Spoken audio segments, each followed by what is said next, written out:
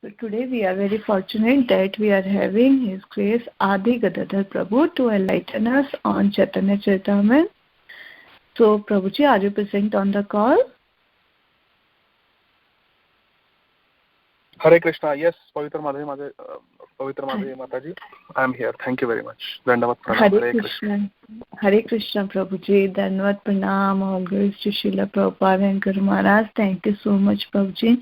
Thank you so much for giving a valuable association. Now I would like to give the call to you. Now you can take over Prabhuji. Thank you so much. Hare Krishna. Hare Krishna.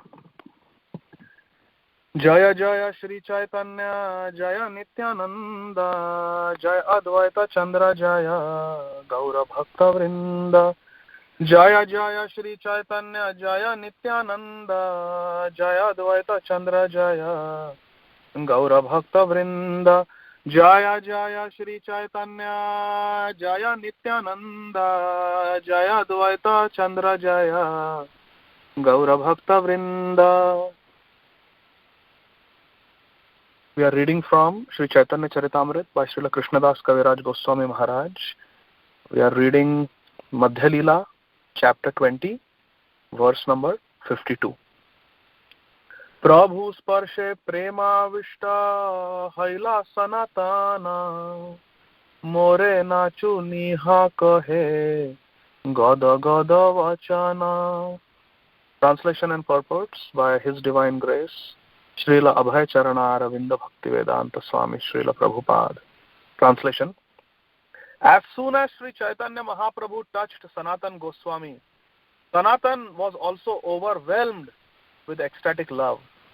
In a faltering voice, he said, "O my Lord, do not touch me." Verse number 53. Dui jane gala gali rodana apara Dehi Chandra Shekharera Haila Chamatkar. Translation. Shoulder to shoulder, Sri Chaitanya Mahaprabhu and Sanatan Goswami began to cry unlimitedly. Chandrasekhar was very much astonished to see this. Verse number 54. Tabe Prabhu Tanra Hata Dhari Lana Gela Pindara Upare Apna Pashe Vilasela.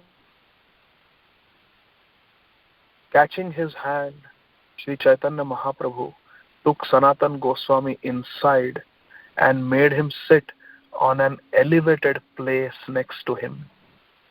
Verse number 55.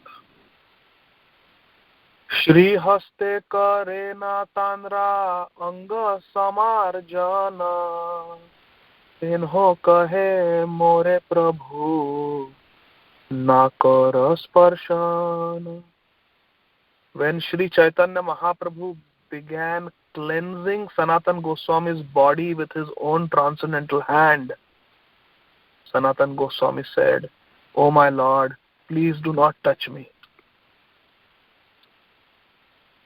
Prabhu kahe toma sparshi atma pavitrite bhakti bale paratumi brahmanda shodhite. The Lord replied, "I am touching you just to purify myself, because by the force of your devotional service, you can purify the whole universe." Last verse for today, verse number 57.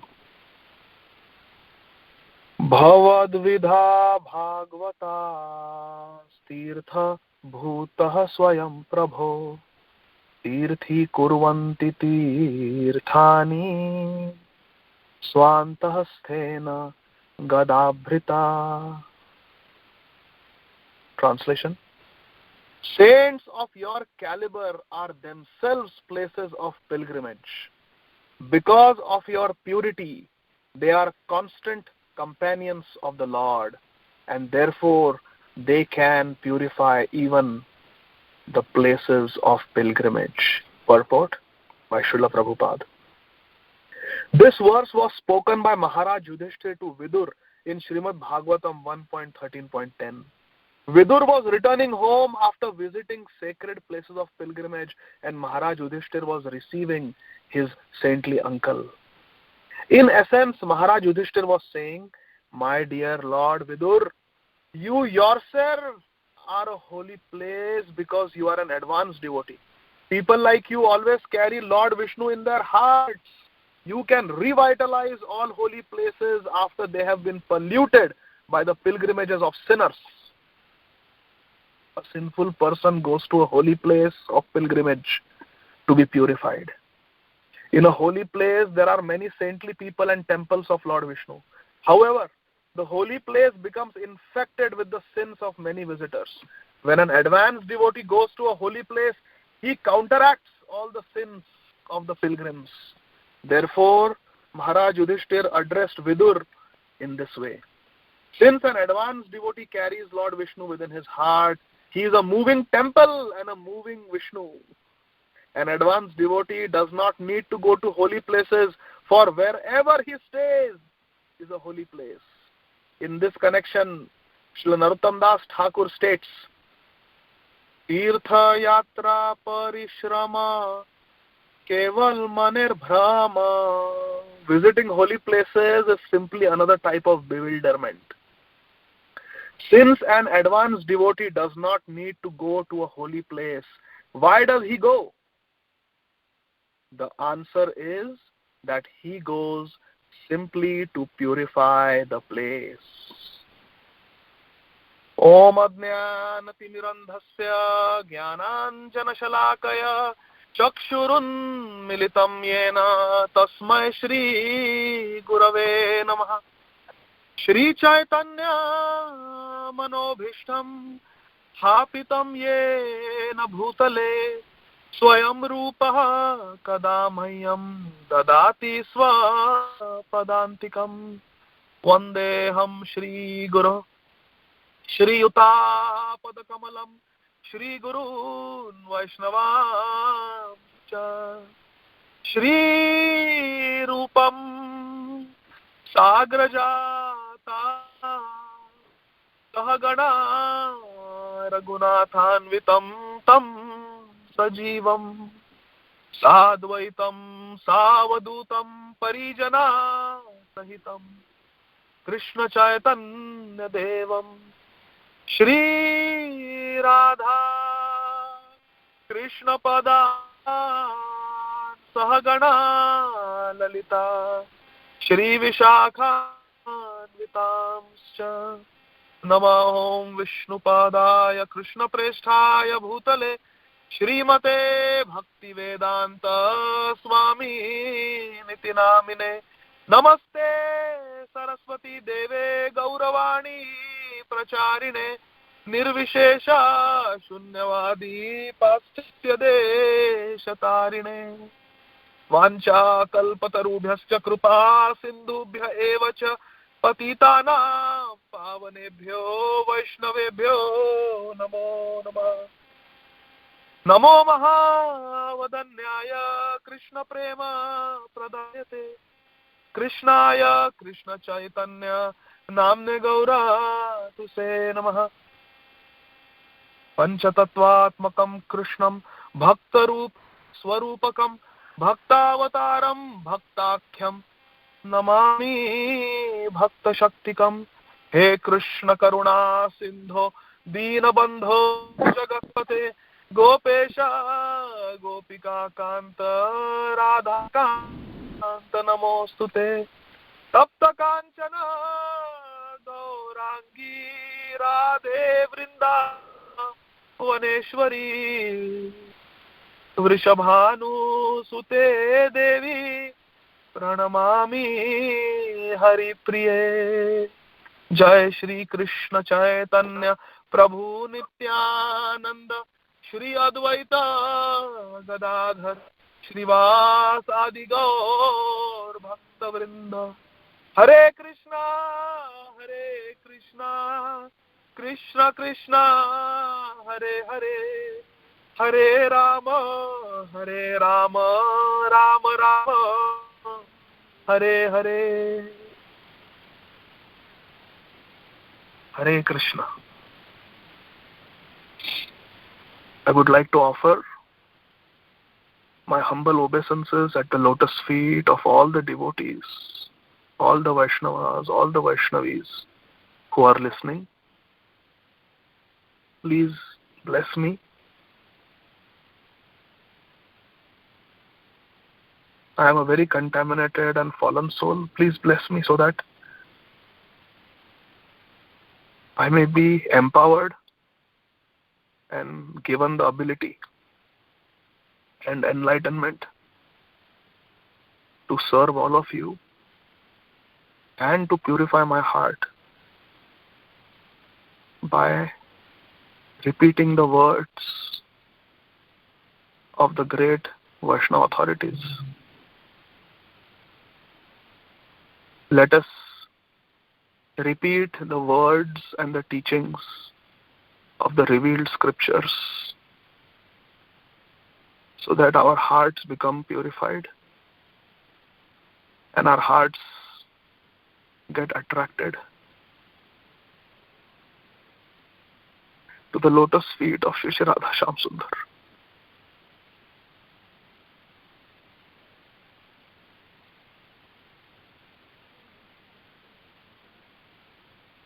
We are reading the journey of our Sambandha Acharya, Srila Sanatana Goswami. How he was suffering in the prison of a Mlecha ruler. How he was earnestly praying, waiting for the mercy of Krishna. Waiting for the mercy of Krishna who had appeared in Kali Yuga as Sri Krishna Chaitanya Mahaprabhu. That is the nature of a devotee. A devotee is always eagerly waiting, earnestly waiting for the Lord's causeless mercy. Tadhenu kampam susamikshamano bhunjan evatmakrutam vipakam Rudavakvapurvir vidadhan namaste Jivetyo mukti padesa dayabha. And the Lord is always very compassionate to everyone. But the Lord's sincere devotees have the ability to appreciate the mercy of the Lord.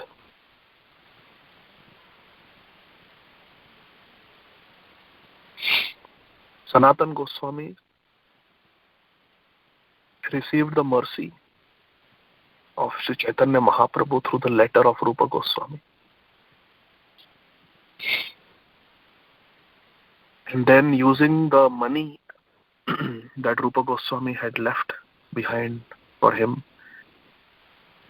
he employed some transcendental trickery for a higher cause. He lied for a higher cause. He gave a bribe for a higher cause and somehow escaped from the prison. Crossed Mother Ganga, stayed and ate rice cooked by himself in the house of a grahastha, gave away 7 gold coins that were with his servant Ishan, gave the remaining 8th coin to Ishan so he could go back to his village and live with his family.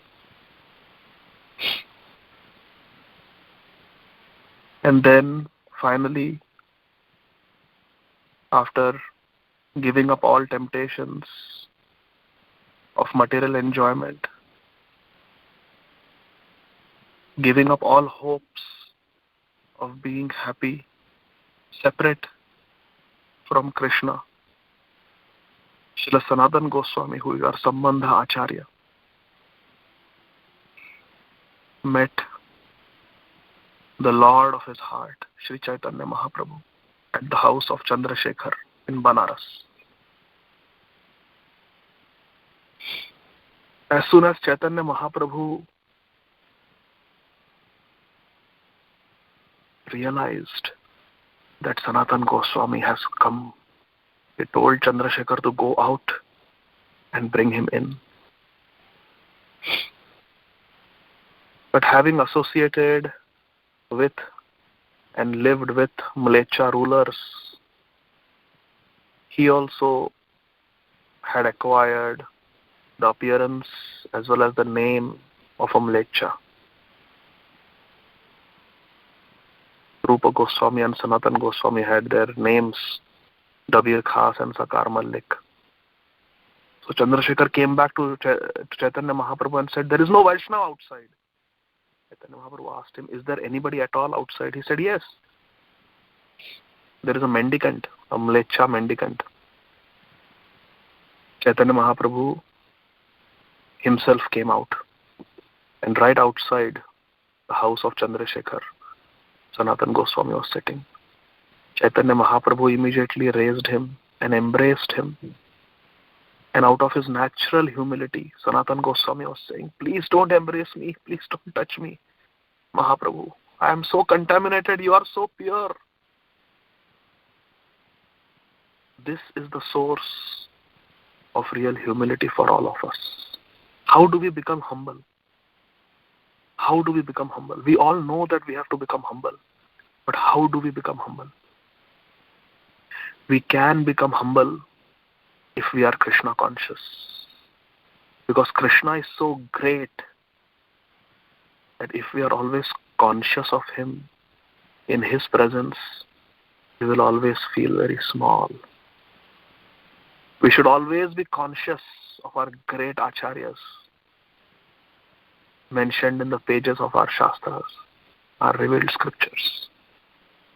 Because our great acharyas are so extraordinary that if you are always conscious of them, if you are always conscious of their activities and their pastimes and their accomplishments, their achievements, we will feel very, very ordinary. That is how natural humility comes, when we are Krishna conscious. Sanatana Goswami saw the purity and the greatness of Chaitanya Mahaprabhu, who was embracing him. And he said, please don't embrace me, Mahaprabhu. You are so great. You are so great. You are Mahaprabhu. I am not even a Prabhu. I am a Das, Anudas. Please don't touch me. I am very contaminated. I don't deserve to be touched by you. And then Chaitanya Mahaprabhu lovingly embraced him even tighter, and both of them started shedding tears and crying in great ecstasy. Mahaprabhu was crying because he was finally reunited with his dear devotee who had suffered so much in a foreign land. In a foreign land. He was the prime minister of a foreign land. Wherever there is no Krishna, that is a foreign land. If we are in a world devoid of Krishna consciousness, we should understand we are in a foreign land.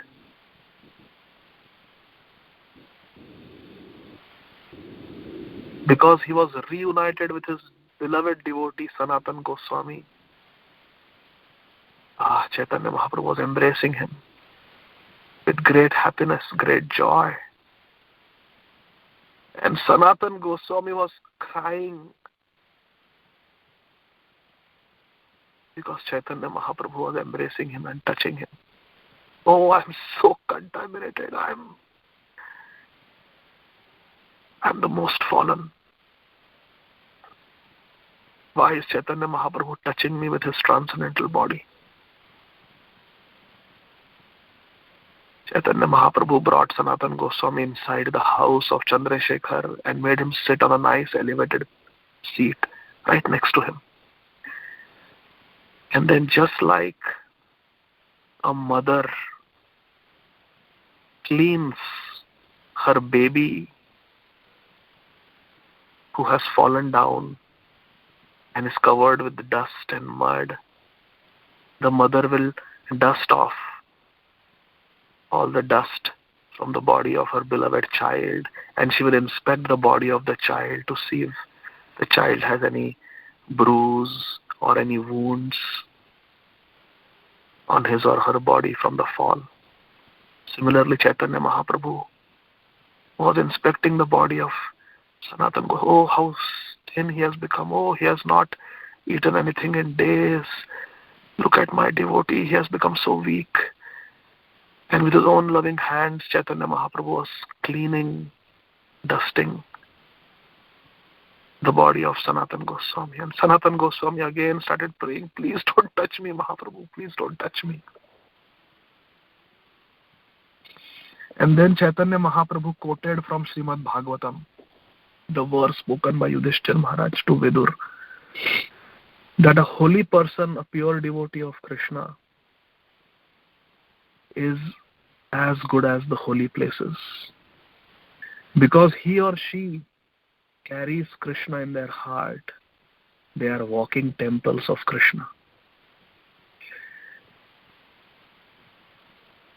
Wherever a holy person goes, that place becomes a place of pilgrimage, because holy devotees, Vaishnavas and Vaishnavis, they are themselves places of pilgrimage. So much so that they even purify so-called places of pilgrimage in this world. That is how powerful pure devotees are. That is the glory of Krishna Bhakti.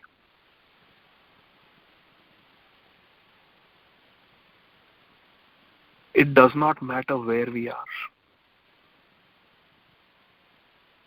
If we are Krishna conscious, if we carry Krishna in our heart, if we carry the instructions of Sri Guru and Sri Gauranga in our heart, doesn't matter where we are.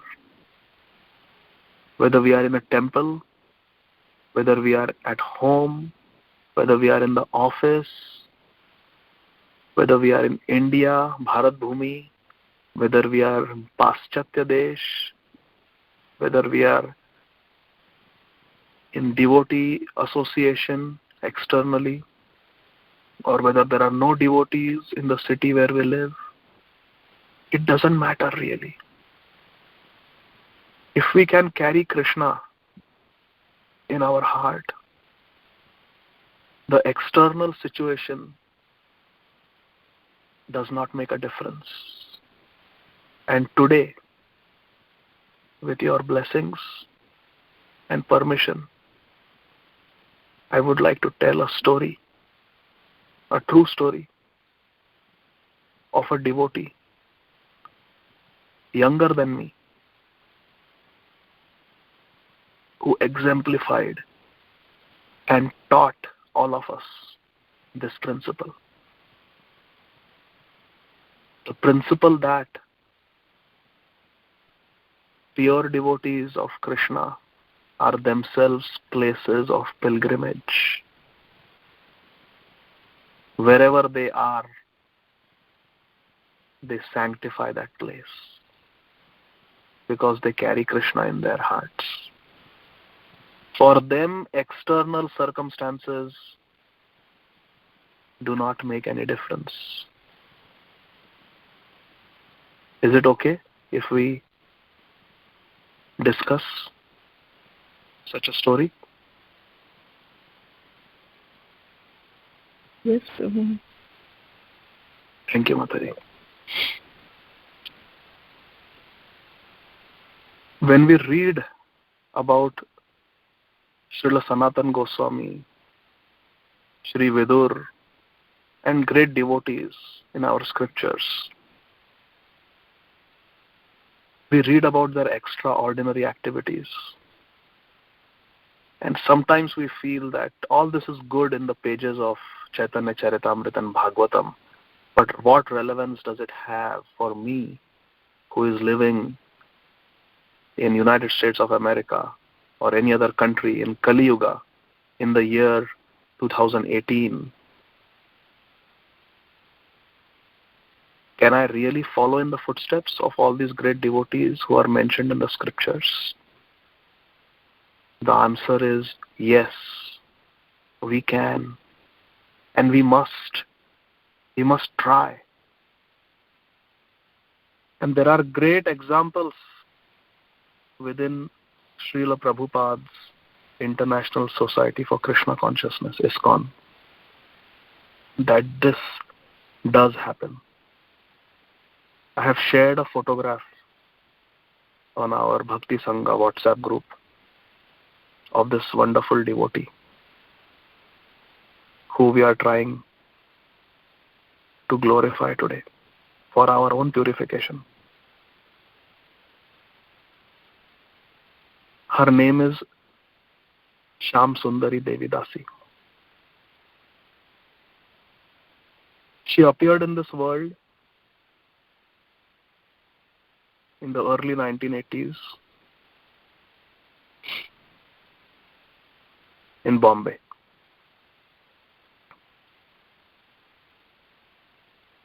When she was born, her mother, Her Grace Janava Mataji, was not introduced to Krishna consciousness. And Sham Sundari was the second daughter of Janava Mataji.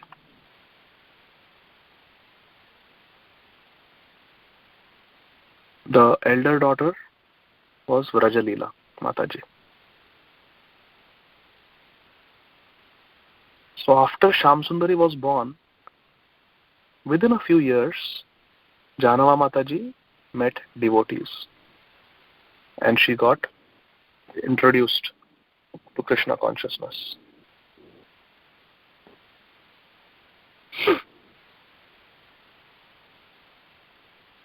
So initially, it was little difficult to introduce all the do's and don'ts of Krishna consciousness in day-to-day life.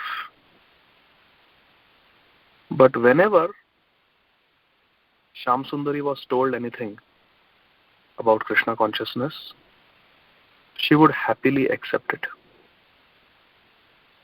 Even when she was just a small little girl. For example,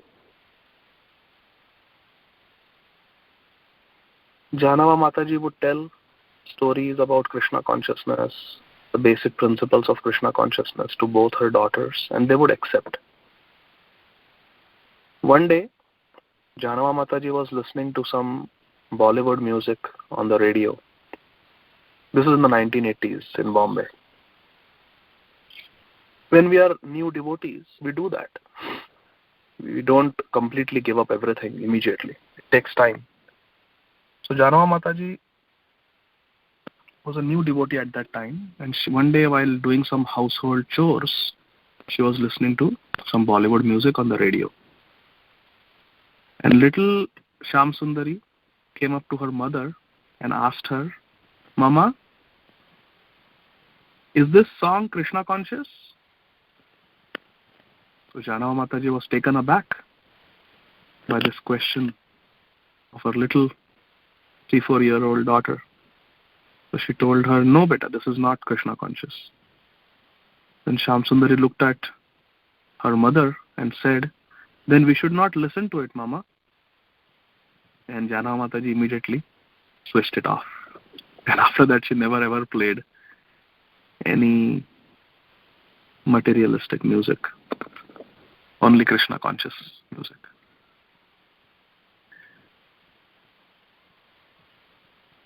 When Sham Sundari was very young, she noticed her mother was not eating grains or anything like that on Ekadashi. She was just eating some fruits and milk.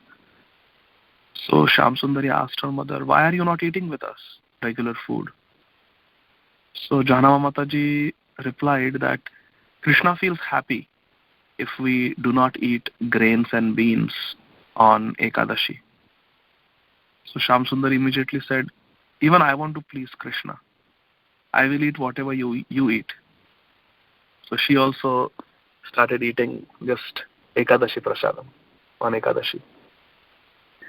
And Janava Mataji, to make it more interesting for Madhya Lila and Shyam Sundari, she would engage them in making nice, healthy milkshakes, fruit smoothies at home, and they would try to make nice, yummy things on Ekadashi so that the kids would not feel deprived.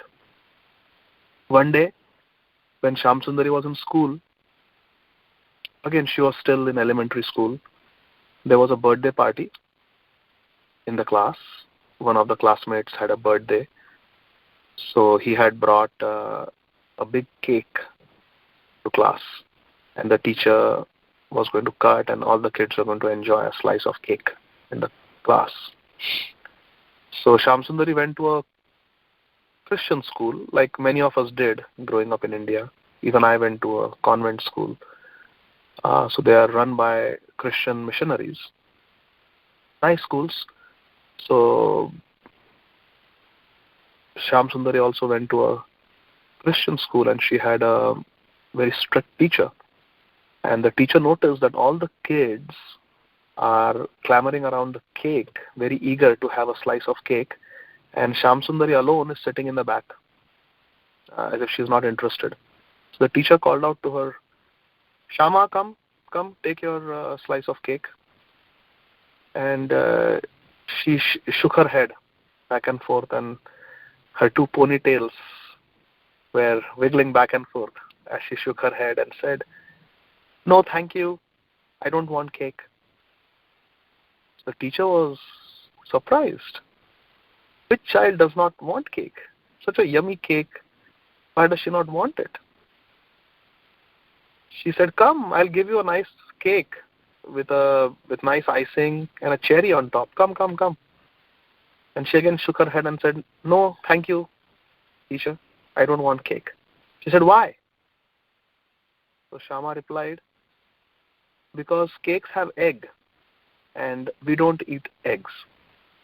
We are vegetarians. So teacher thought, what is this her parents are teaching her, such a small little child? What are they teaching her? You see, in those days, in India, there were not that many devotees. And this was really a little bit of a culture shock for the teacher. So she was flustered that these parents seem to be fanatic.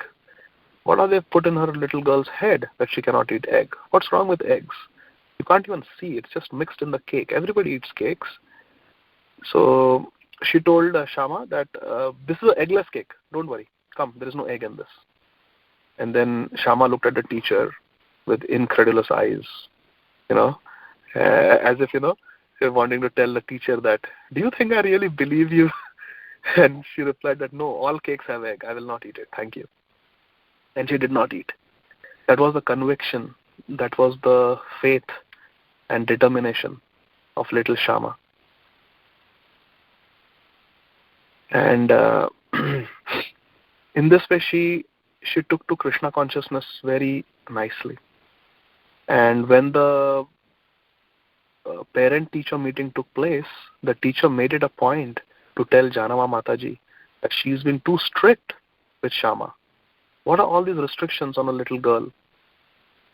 So Janama Mataji took it very seriously, and she decided that I must learn how to bake eggless cakes, so that whenever there is a birthday party in school, I can send a separate eggless cake with Shama, so that she does not feel deprived.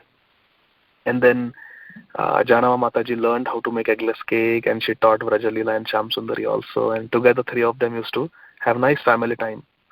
On weekends, they used to cook. They used to bake together. So in this way, she had a very nice, happy, Krishna-conscious upbringing.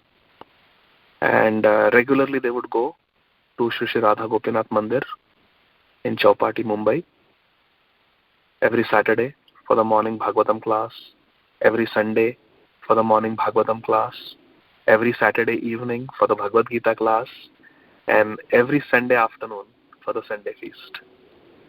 And they would chant japa in the temple, they would play around with their friends in the temple courtyard, they would attend classes together, they would play, they would have prasad together, they would participate in different dramas regularly, and they had just had a very fun childhood by Krishna's mercy.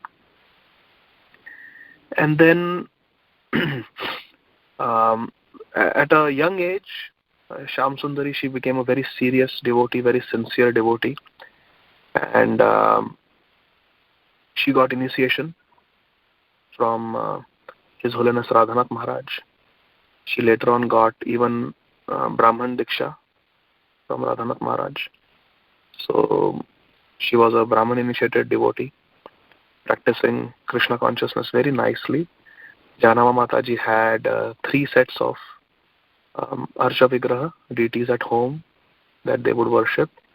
Gaur Nitai, beautiful Radha Shyam Sundar, and Jagannath Baldev Subhadra.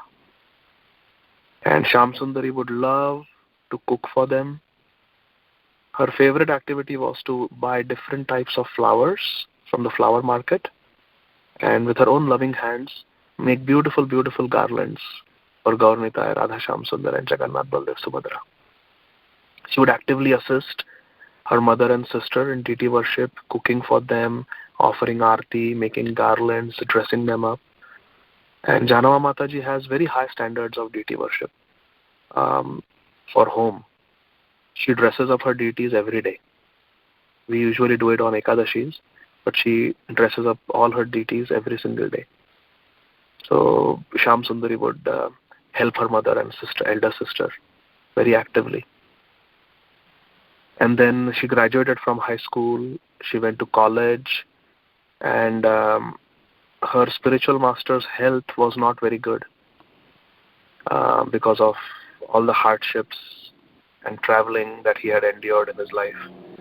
So she felt that someone should give him a very nice diet, very nice food, so that his health improves.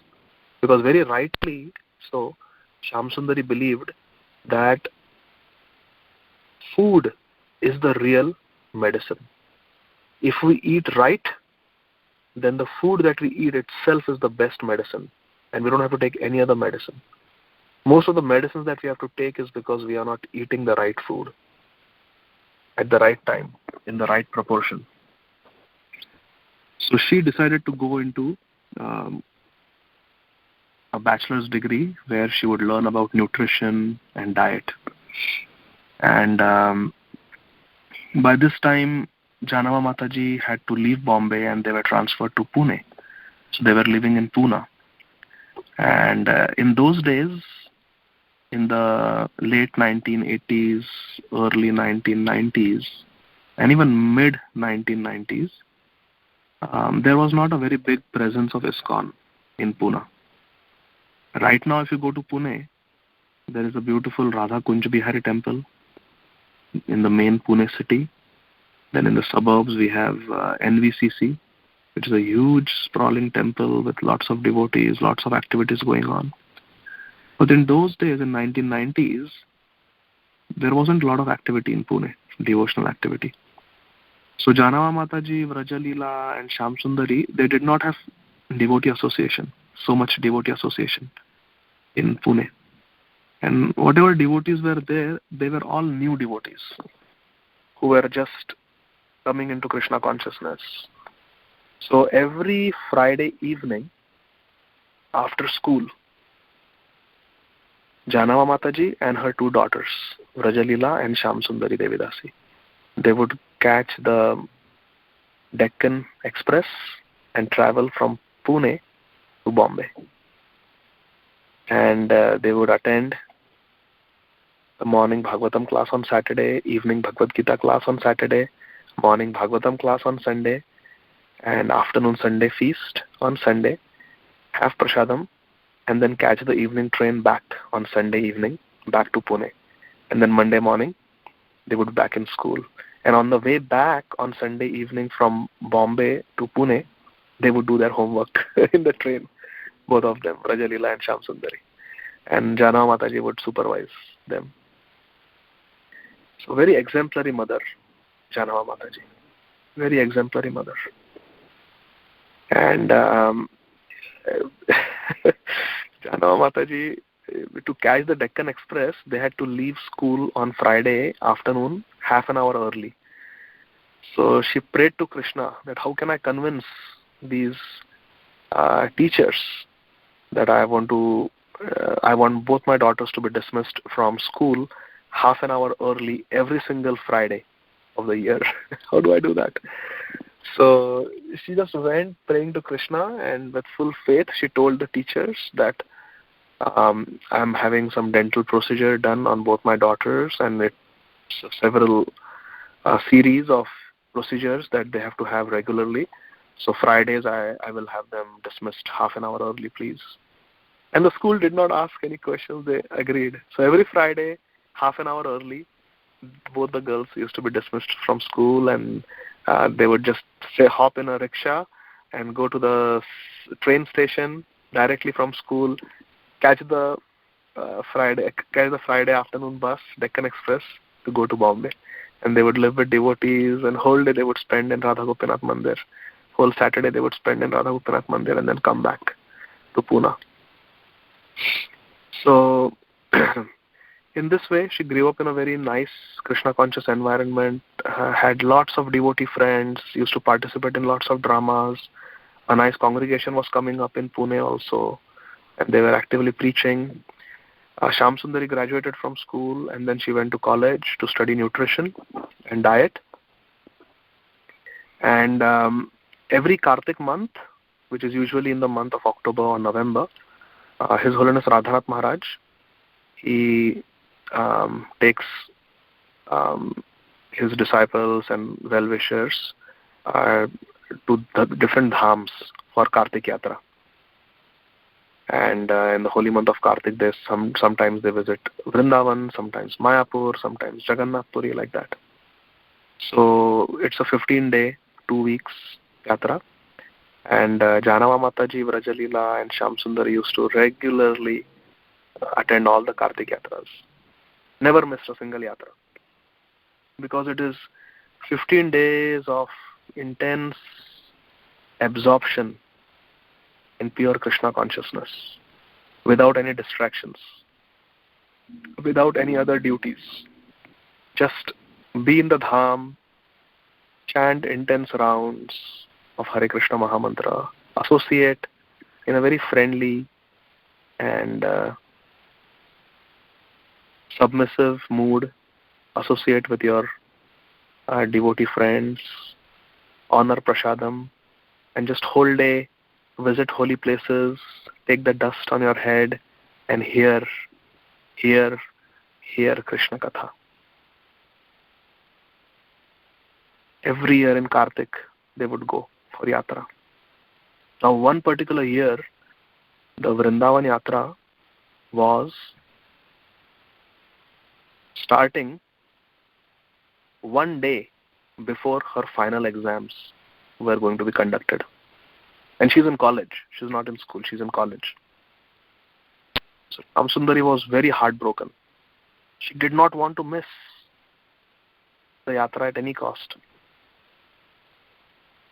So she prayed intensely to Shri Radha Sham Sundar of Krishna Balram Mandir in Raman Reti, Vrindavan. She intensely prayed to her Radha Sham Sundar as well as to Radha Sham Sundar in Vrindavan. That please, please, please, how can I miss Kartik Yatra? I really want to go. And then she discussed it with her friends, devotee friends as well as her colleagues in college who were not devotees. She discussed with them. And everyone said, this is impossible. How can you change the dates of the exam? And how can you change the dates of the yatra? There is a conflict. You'll have to stay back for the exams. But Shamsundari was so determined and she had such faith. She was so innocent and her purpose was so pure that Srimati Radharani empowered her. She went to the HOD, the head of the department, and she just requested that I have this yatra. I have to go. Please, please, please prepone the exam. Now prepone the exam not just for her, for the entire class, the entire department. Prepone the exams, please.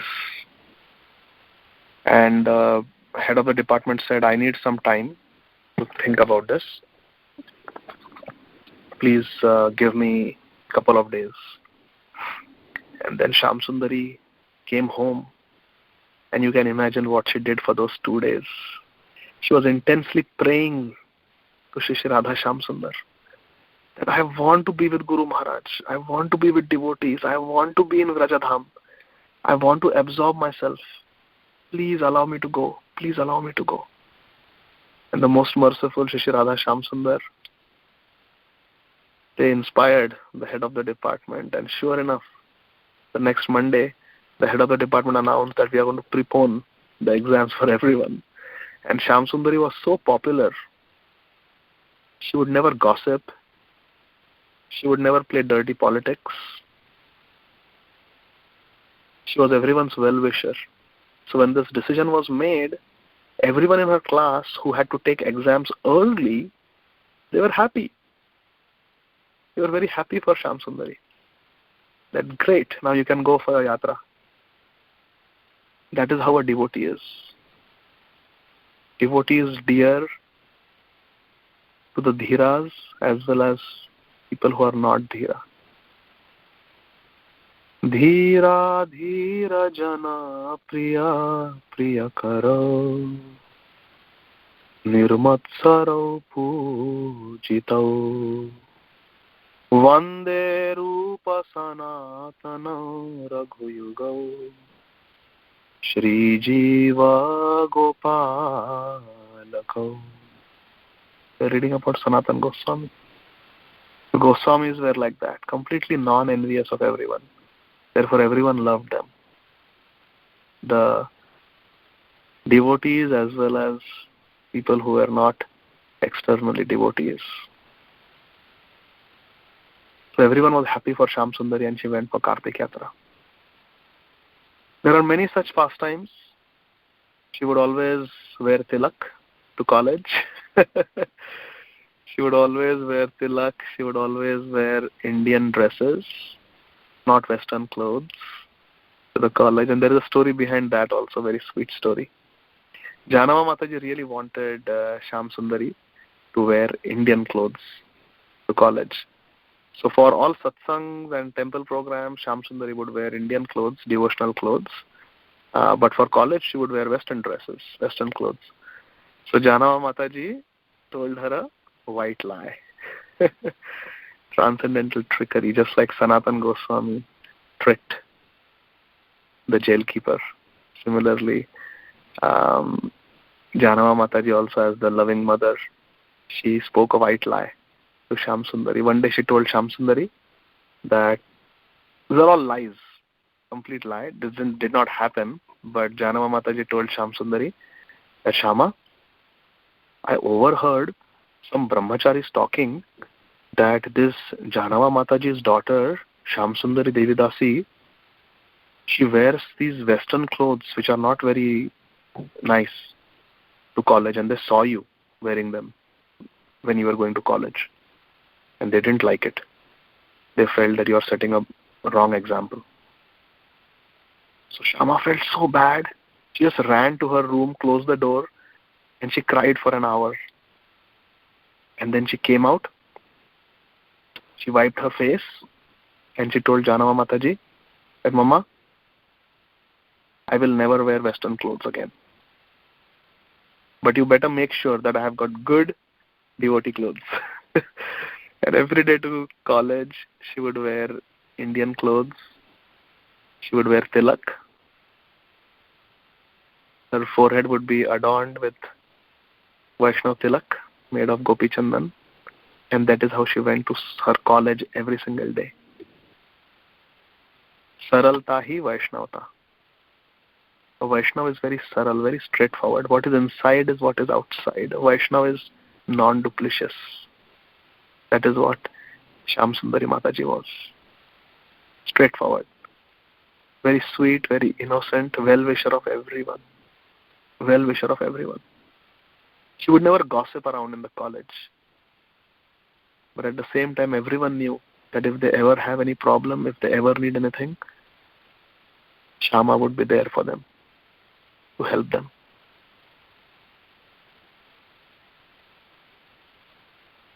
In this way, she was making a lot of spiritual advancement. And one day, Janama Mataji, she went to the doctor for a routine checkup, and the doctor ordered some blood tests. So Shyam Sundari, being a very loving daughter, she accompanied her mother for the blood tests. And as Janama Mataji was giving her blood for the tests, Janama Mataji just somehow felt inspired to ask Shyam Sundari that why don't you also get some blood tests done. So initially Shyam Sundari declined, but then when the mother insisted, she gave in and she gave her blood sample for tests. And Shyam Sundari was very intense in her devotion. Her room was filled with beautiful pictures of different forms of Krishna, and she would write down on a notepad different quotes of Srila Prabhupada and other great devotees, and she would pin them up in her room so she could read and remember those teachings. One of the key points she wrote, or instructions to her own self, was, be a good devotee, be a good disciple, be a good daughter, and your life will be successful. Hare Krishna. Like that she would, and she would put a photograph of Prabhupada on there. Like that. She was very Krishna conscious. One day a friend, Vrajasundari, Devi Dasi, she came to her house for a sleepover, and they were sitting and they were chatting all night together, how two young girls would do who are friends. They were giggling and chatting, sitting on the bed at night. And suddenly, Shyam Sundari went closer to Vrajasundari and said, I want to tell you a secret, but promise me you will not tell anybody, because if you tell anyone, they will feel that Shyama has become mad. So Vrajasundari said, I will not tell anybody. Tell me, what is your secret? So Shyam Sundari said, I intensely pray to Srila Prabhupada and Krishna that I never want to see my mother and my spiritual master die. I never want to see them depart from this world. It will be too painful for me. Therefore, I am praying to Krishna that Krishna, please let me go at an early age. Especially, I never want to see my spiritual master die. I will not be able to take it. Therefore, I want to die early. So, Vrajasundari was shocked to hear such a prayer. And she chastised Shyam Sundari. What is this you are talking?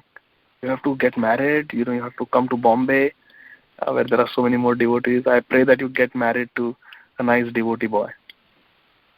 And Shyam Sundari became very serious, very grave. And she told Vrajasundari that all this is temporary. All this is temporary. I really pray that I never have to see the disappearance pastime of my spiritual master. And when the blood reports came back, and Shyam Sundari also told Vrajasundari that night that I hope I get some chronic disease so that I can prepare myself for death. And when the blood reports came back, they were very abnormal. her blood counts were very low, and then she had a series of tests, and they found out that although she was just 21 years old, they found out that she had cirrhosis in the liver. She had a blood clot in one of the big veins which supply blood to the liver, and there was no cure for it. And then there was the next Vrindavan Yatra coming up, Kartik Yatra coming up. So everyone was very much heartbroken with this news. But Shyam Sundari, she became more and more intense in her devotional service after she got this diagnosis. And then she went to Vrindavan for Kartik Yatra. And for all the 15 days she was there, she used to have very severe headaches. So she had a devotee friend. She would request her, can you do some pressure points? Can you do some acupressure to relieve my headaches? Because this devotee was trained, this Mataji was trained in acupressure. So she would do the pressure points for her and her headache would be relieved. And then she would sit attentively through all the kathas, all the classes, all the lectures. And remaining time, she would travel to holy places. But whatever time she had in Vrindavan, where they were ashram, where they were staying, she would quickly go to Krishna Balram Mandir and she would stand in front of Radha Shyam Sundar, Lalita Vishakha Radha Shyam Sundar. And the pujari noticed that for hours and hours, at least 2 to 3 hours every day, this young girl would stand in front of Radha Shyam Sundar, lovingly gazing at them, with tears in her eyes, folded hands. Intensely she would be praying and chanting japa. The pujari noticed because devotees come, they take darshan, they get some mahaprasad or they give some bhoga and they leave in few minutes. Who stands there for 3-4 hours? But this young girl, Shyam Sundari Devidasi, she would stand in front of Radha Shyam Sundar every day during all the 15 days of Kartik Yatra. 2002 Kartik Yatra. And she would intensely pray to Radha Shyam Sundar. Whatever free time she got, she would go and meet the patients who had come to Vrindavan for hospice. Patients who were terminally ill, who were going to die. Devotees like that, they come to Vrindavan to leave their bodies. So Shyam Sundari would go, sit with them, chat with them, discuss their realizations with them, and try to serve them in some menial way. If someone wanted water, if someone wanted some prasad, if someone wanted their room cleaned, she would just go and do that. One day she got to clean Srila Prabhupada's quarters in Krishna Balram Mandir. She happily did that service, even though she was not well. In this way, she had a very intense Kartik Yatra in 2002 in Rajadham. Then they came back to Pune. And Shyam Sundari had one rule in her life. She would never leave home without touching the lotus feet of her Vaishnavi mother, Her Grace Janava Mataji. She would always take her blessings and only then she would leave home every single day before going to college. And then one day, Janava Mataji and Madhya Lila had gone for some seminar, and Shyam Sundari was alone at home with her elder sister, Madhya Lila's kids. She was babysitting the kids. She was playing hide and seek with them on the staircase of the building, feeding them, engaging them. And then suddenly in the afternoon, Janava Mataji felt a little uneasy. And she said, I need to go to Shyam Sundari. I need to make sure that she's okay. Something doesn't feel right. This is mother's heart, This is mother's heart. Many times they come to know. They can sense that something is not right. So immediately, Janava Mataji and her elder daughter, Madhya Lila, they came back to the flat and they rang the doorbell. And Sham Sundari opened. As usual, she was very happy, blissful, full of energy. And she said, Mama, I have a great news for you. Janava Mataji asked, what happened? She said, I got my results. Her bachelor's degree final exams had just taken place, and she got a result. And she said only 7 students from my class passed, and I was one of them. I cleared my exam. Because Shamsundari was very humble, and she would always tell her mother that, Mama, Madhya Lila is very talented. She will make you proud. But as far as I am concerned, I don't have any talents. I don't have any qualification. I will never be able to bring you a good name, bring you any glory. And Janava Mataji would chastise her. What are you saying? I don't need any glory. I love you the way you are. You just be yourself. I love you just the way you are. And she would embrace little Shamsundari. So now that she had passed her exam with flying colors, she wanted to give this news to her sister and mother. And of course, they were very happy. And Janava Mataji hugged, embraced Shamsundari. And Shamsundari said, it's all because of your blessings, Mama. It's all because of your blessings. And she bent down to touch the lotus feet of Janava Mataji. And as soon as she touched her feet and she stood up, she felt dizzy and lightheaded. And she told her sister and mother that she's not feeling well. She's feeling as if she's going to pass out, as if she's going to lose consciousness. So they immediately made her sit on a chair, and Janava Mataji ran and got some water for her to drink. And just looking at her, her face had become very pale. Janava Mataji understood that something is not right. Actually, she was having internal bleeding because the blood vessels had all become very big inside her body due to cirrhosis. And she even vomited once. So then Janava Mataji and Madhya Lila, they got very scared, and immediately they called a taxi so they could go to the nearest hospital.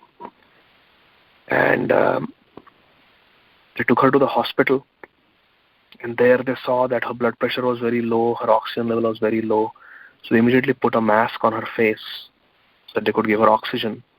They put her in a wheelchair and started wheeling her inside the hospital. And she was not able to breathe properly. She was struggling to breathe. She was feeling lightheaded.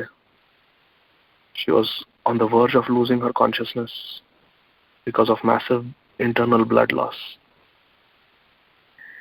But even in that condition, as Janava Mataji and Madhya Lila were standing there in the corridor of the hospital, completely heartbroken, watching their little daughter, 22-year-old Shamsundari, being wheeled inside the hospital room on a wheelchair by a ward boy.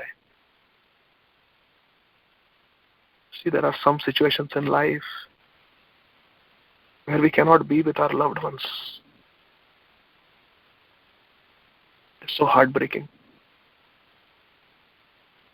As little Shamsundari, 22-year-old Vaishnavi, as she was being wheeled inside the hospital by the ward boy who had put oxygen mask on her face, as she was being wheeled inside, she turned around and looked at Janava Mataji. And with one hand, she moved aside the oxygen mask so she could speak. And she spoke to Janava Mataji. Mama, please give me my beads. And Janava Mataji ran with Shamsundari's Japamala and handed over her Tulsi Mala, Japamala, to her. Shamsundari grabbed her bead bag from her mother's hands as if everything depended on that. She took her Tulsi Japamala and she pressed it against her heart. as she was being wheeled inside the hospital. She was too weak even to chant, but she pressed her japamala to her heart, and within few minutes she left all of us.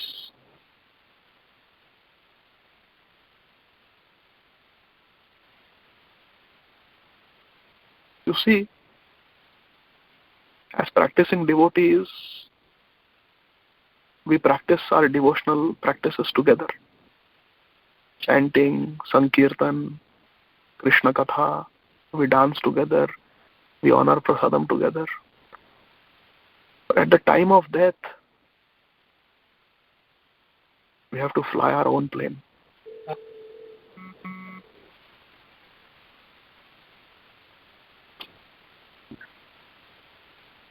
But what we have done throughout our life, that is what will happen to us at the time of death. Antakale cha mameva smaran muktva kalevaram. Person who has remembered Krishna all his life or all her life, at the time of death, Krishna will appear in our mind. Even though we may not be surrounded by devotees, even though we may not be in a temple. Bhakti Tirtha Maharaj was told by so many God brothers and God sisters to go to Vrindavan or Mayapur to leave his body. But he said, that is not necessary. I want to teach the world that as long as you have Krishna in your life, in your heart, in your consciousness, it is not necessary for one to leave one's body in a dham. It is not necessary. If one can do it, that is very good. But for a devotee, it doesn't make any difference. He said, Srila Prabhupada came to Gita Nagari. For me, Gita Nagari is as good as Goloka Vrindavan. And he chose Gita Nagari for his disappearance Leela. Shyam Sundari was in a hospital where there were no devotees, surrounded by doctors, nurses, and other assistants who knew nothing about Krishna consciousness. She was too weak even to chant, but she was holding on to the Tulsi Japamala on which she had chanted so many sincere rounds. And she was pressing the Japamala, the bead, back to her heart. And Shri Radha Shyam Sundar came and took her. When she was in Vrindavan for the Kartik Yatra, in Vrajadham, after a day of intense praying, she had a dream at night. In her dream, she saw herself lying on the floor in a pool of blood. And then suddenly Srimati Radharani came and blessed her and told her, I have cured you. I have cured you. And then Shyam Sundari looked and she was perfectly all right and all the blood around her had disappeared. And then she woke up from the dream. She told this dream to her mother and sister and to some other devotees also. She wanted to share it with Guru Maharaj. But somehow she did not. But later on, after she had disappeared from this world, when her dream was narrated to His Holiness Radhanath Maharaj, Maharaj confirmed that this is no ordinary dream. Srimati Radharani personally purified her of all the remaining impurities in the heart and personally came and took her back home, back to Goloka Vrindavan, to eternally, blissfully serve Shri Shri Radha Shyam Sundar.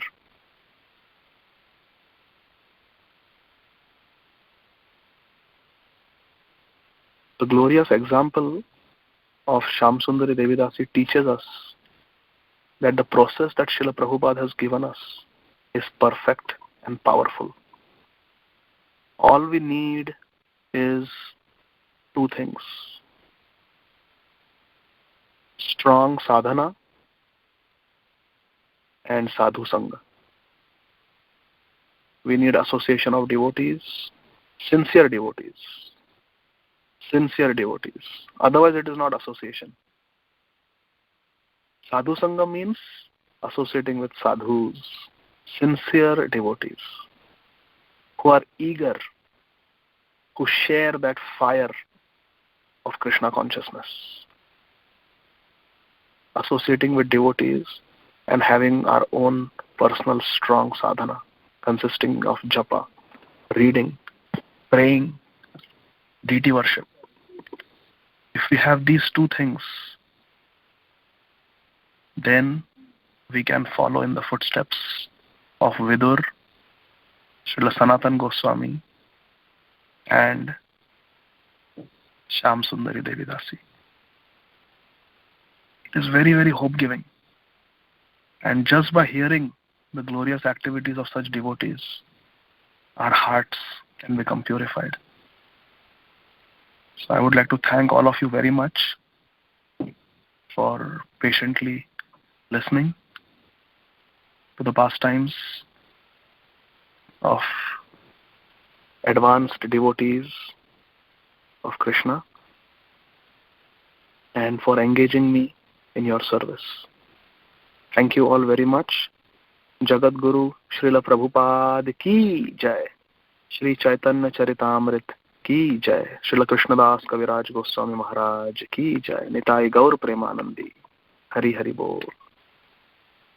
Hare Krishna.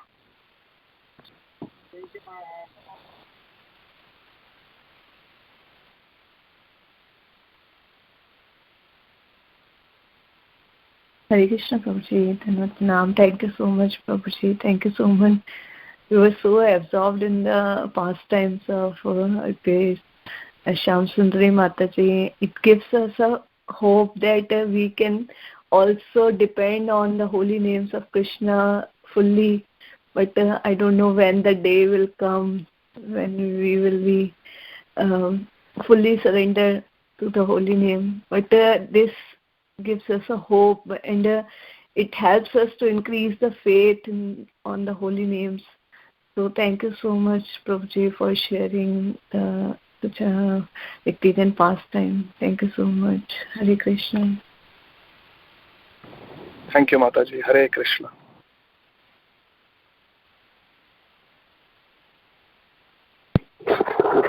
Hare Krishna, Prabhu, and all glories to Srila Prabhupada. I think every Thursday we look forward to something very special where we can hear from you and then introspect on our own lives. So thank you so much. It was very heart-moving, and I really think there was so much to learn about surrender, having absolute faith, and finally how to do our final journey. So thank you so much, Prabhu. Very, very beautiful. All glories to her. All glories to you. Hare Krishna. All glories to Srila Prabhupada. Thank you very much, Mataji. Hare Krishna, Prabhu. Dhanvat Pranam. All glories to Srila Prabhupada and Guru Maharaj. Thank you so much, Prabhu, for narrating Mataji's Shyam Sundari's Mataji's life. Actually, by all the devotees' mercy, we can hear about so many devotees who are there. They are for only Krishna. Means by their example, we can also improve in our life. Thank you so much, Prabhu. Thank you, Mataji. Hare Krishna. May I know your name, Mataji? Anjana Kopika Devdasi, Prabhu. Hare Krishna, Anjana Kopika Mataji. Dandavad Pranam. Thank you. Dhanvat Pranam, Prabhu. Thank you so much. Hare Krishna.